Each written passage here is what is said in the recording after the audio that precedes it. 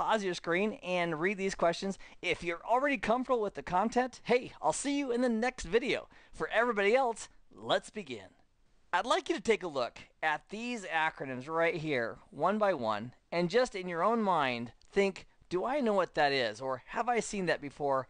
Because each of these plays an important part in the role of a router in making good forwarding decisions on a network. And what I'd like to do with you right now is go through each one of them and make sure we're both comfortable with what they are. The first one is RIB, which is a routing information base. And basically that's information on how to reach things. For example, if we have network 5.5.5 down there, or if we have network 1.1.1 over on R1, how do we let R2 know about that information, that routing information?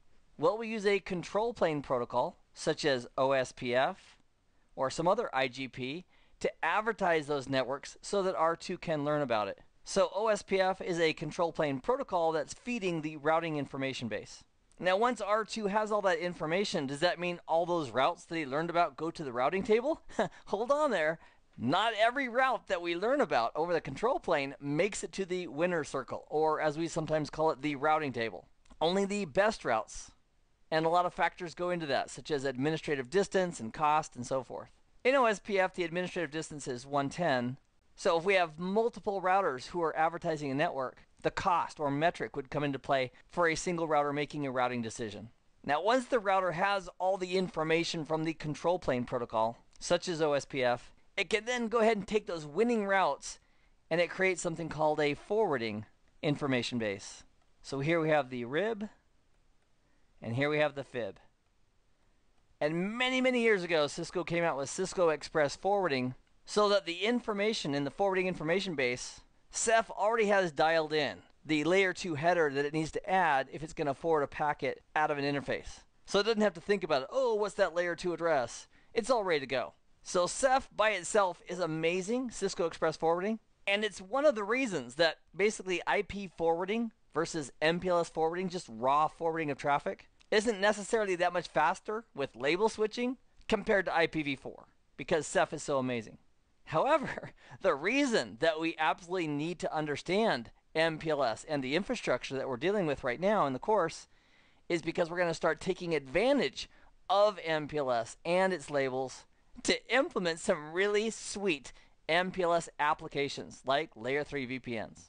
So we've covered two of these tables, the RIB and then the FIB. And you can kind of think of the FIB like a replica, if you will, of the routing table that's all cached and ready to go. Next, let's take a look at lib and LFIB. Lib stands for Label Information Base. And we're referring to MPLS labels. So on R2, how does it know what R1's local labels are for various networks? And how does R2 know what R3's local labels are for various networks and prefixes? And the answer is we're going to use some kind of control plane protocol for label distribution. And one of those is called LDP, which we've already addressed in this course. And I also want to point out that LDP is not the only way that we can distribute labels. We have some other tricky methods up our sleeves. But for now, it's the primary method that we're doing dynamic label distribution simply by enabling MPLS, and LDP comes up by default. So LDP is the mechanism that's feeding, if you will, the label information base. So R2 would learn the local labels that R1 has, and R2 would also learn the local labels that R3 has, and vice versa. Now, just because we learned a whole bunch of labels from both peers through LDP, it doesn't mean we're going to forward in both directions. For example, for a network 5555 down on R5, it would identify, based on the IGP and the IPv4 routing, which of its neighbors owns the next hop from a routing perspective, and it's going to use that information to build the MPLS forwarding table. And that's what this guy is right here, the Label Forwarding Information Base, or LFIB. So as a review, routing protocols feed the RIB, and label distribution protocols feed the lib. And once the router sorts out all that information, the best forwarding path will be put into the Label Forwarding Information Base, or LFIB, and the best IPv4 routing information will be put into the Forwarding Information Base. And then with Ceph, we are going to cache all of that information. For example, if you and I went to R2 and we said, what are you going to do to forward packets over to 5555?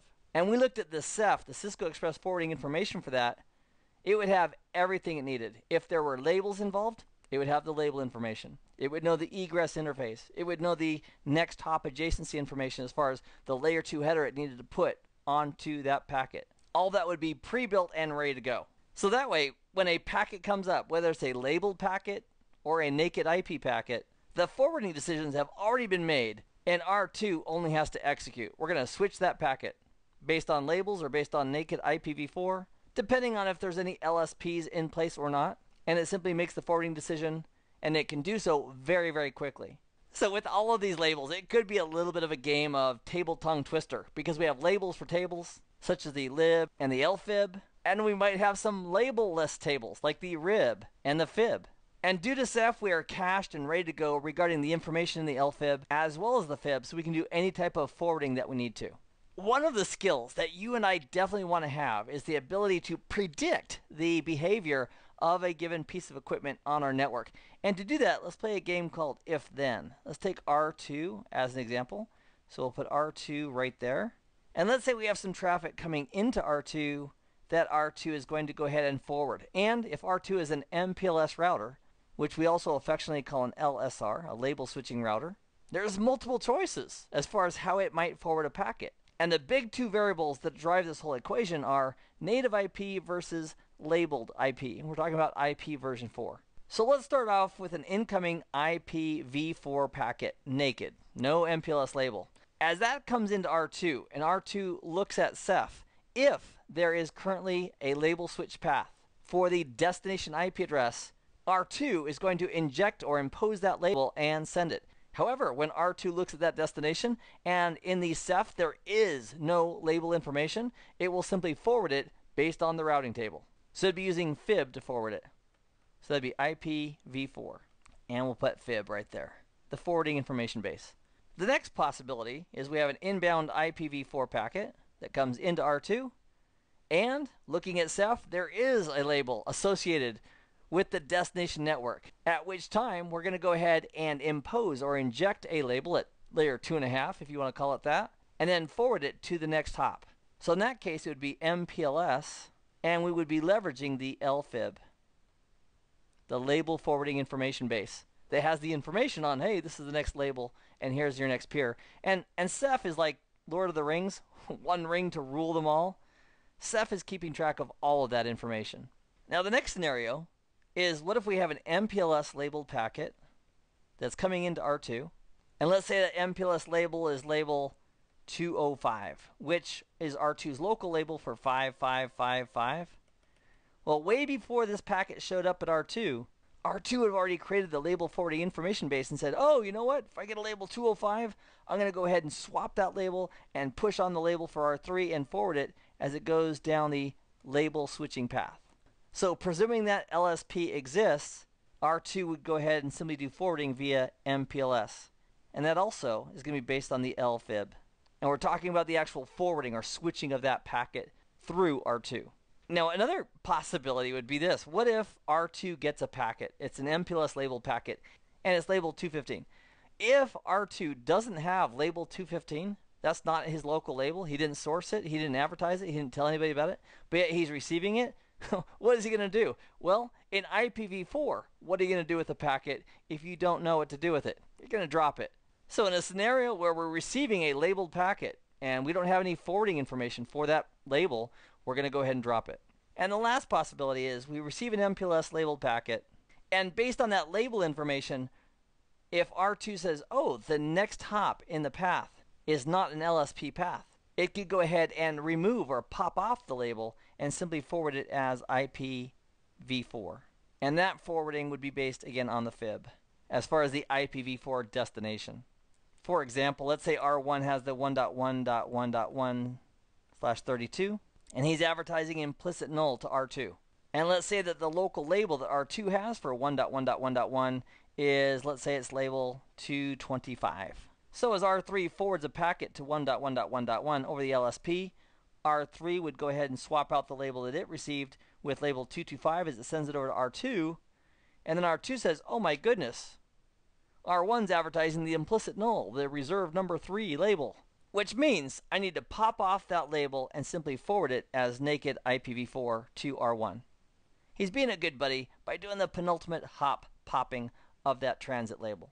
Now, when I put each of these here on the right, this is the exit strategy, if you will, as far as when we're doing the actual forwarding. But it's important to realize that as that packet comes in and the router takes a look at either naked IP packets or labeled packets, it's very likely that the label forwarding information base and the forwarding information base for IPv4 are going to be called upon as the router makes its decisions. And I mentioned this once before, but it bears bringing up again. If a router has a choice between forwarding a packet using naked native IPv4 or sending that packet over a label switch path, it will always choose the LSP if it exists.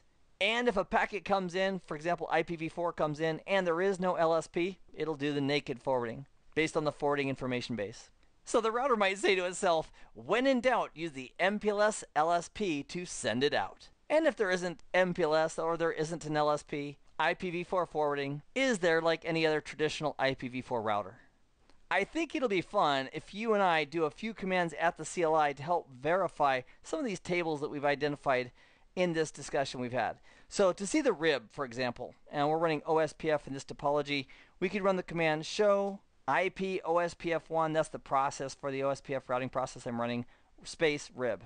So on R2, this is basically all the information that's in the OSPF RIB, but it doesn't mean every single one of these routes from OSPF made it or won and got in the routing table. See this greater than symbol that says installed in global RIB? I'd like you to pay attention to which ones didn't make it. For example, what's wrong with 2222? Well, 2222 is a loopback interface.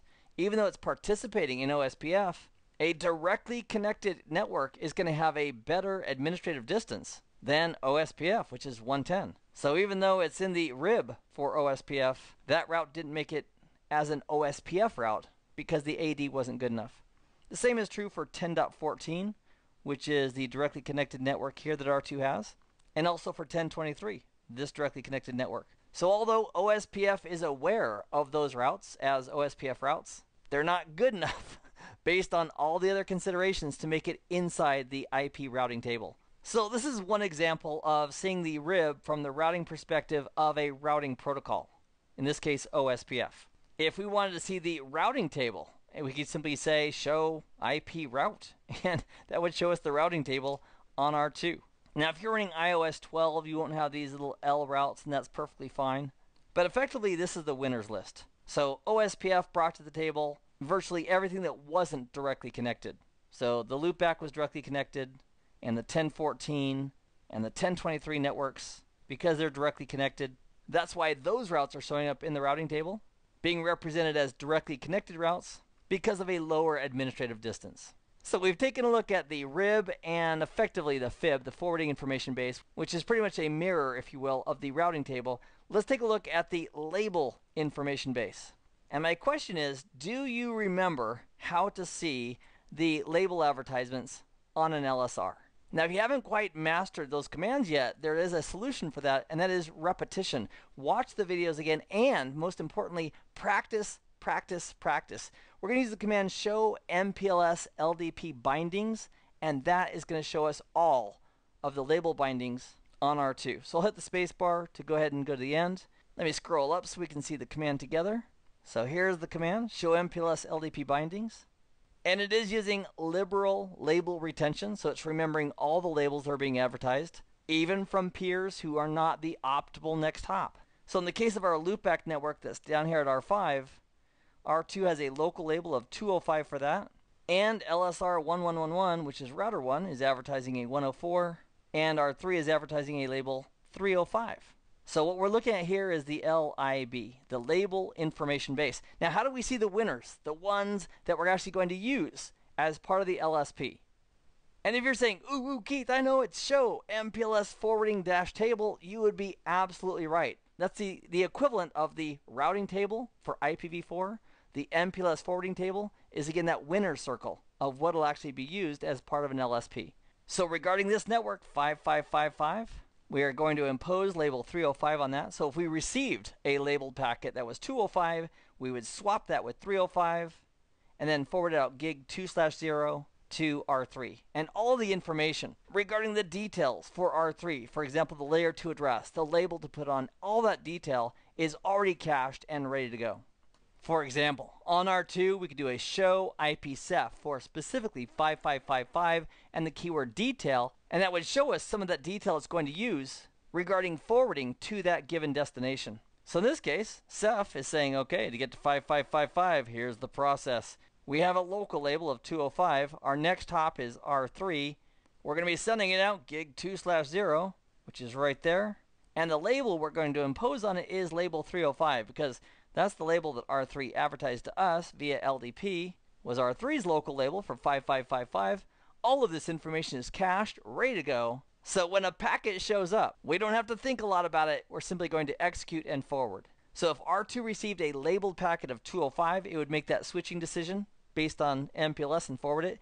If R2 received a naked IPv4 packet, meaning there was no MPLS information, if it was destined to 5555, based on Ceph, it would impose an MPLS label on it and forward it over to R3, down the LSP, towards R5. Now your action item for this video is simple. I want you to practice what you've